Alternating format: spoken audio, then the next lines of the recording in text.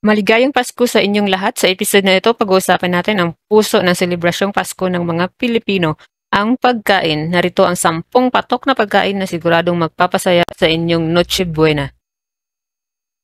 Siyempre, number 1 natin ang bida ng hapagkainan, lechon. Unang-una sa ating listahan yan at isa itong tradisyonal na handa na laging inaabangan. Mula sa malutong na balat hanggang sa malasa nitong laman, tunay itong pang-star sa Noche Buena. Number 2 sa ating listahan ang pansit malabon. Ako, napakasarap ng pansit malabon. Hindi lang basta masarap, ito rin ay may simbolismo. Sa ating kultura, ang pansit ay sagisag ng mahabang buhay, kaya't madalas itong hinahanda tuwing may okasyon.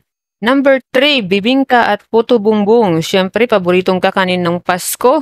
Pagkatapos ng simbang gabi, masarap na kainin ang mainit-init na bibingka at puto bumbong. Ang mga ito ay bahagi na ng Paskong Pinoy. At number 4, hamon, Christmas ham, matamis at malinamnam na handa. Ito ay talagang klasikong handa tuwing Pasko. Ang tamis at alat nito ay perfect na ipares sa tinapay o kanin. Ang spaghetti, matamis at cheesy na paborito ng lahat.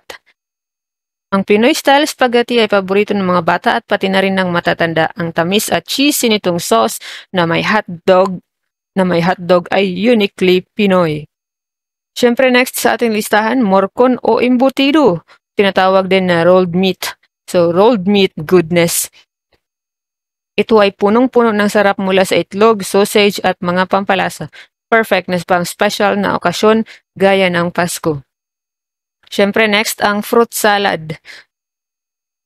Isa sa pinakasimple pero pinakamasarap na panghimagas. Gawa ito sa mga prutas, cream at condensed milk na siguradong babalik-balikan.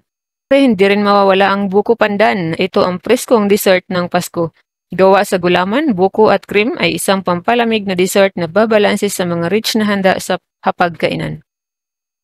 Next, we have also ubi halaya, makulay at malinamnam. Talaga namang napakaganda tingnan ng kulay na ubi ng ubi halaya. At yun na nga ang listahan ng ating mga paboritong pagkain sa ngayong Pasko. Sana po ay mag-enjoy ang lahat. Merry Christmas! Don't forget to follow and subscribe.